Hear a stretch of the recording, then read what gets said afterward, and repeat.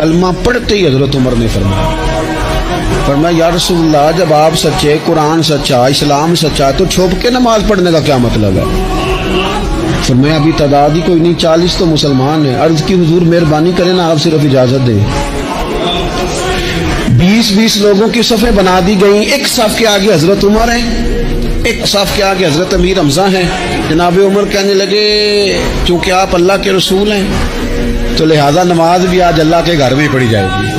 تو حضرت عمر بیت اللہ شریف کے بیچ کھڑے ہو کے نعرہ لگاتے ہیں، فرماتے ہیں میں عمر ہوں، تم مجھے بھی جانتے ہو، میرے باپ کو بھی جانتے ہو، تم میرا قبیلہ بھی جانتے ہو، میں نے پڑھ لیا ہے محبوب کا کلمہ۔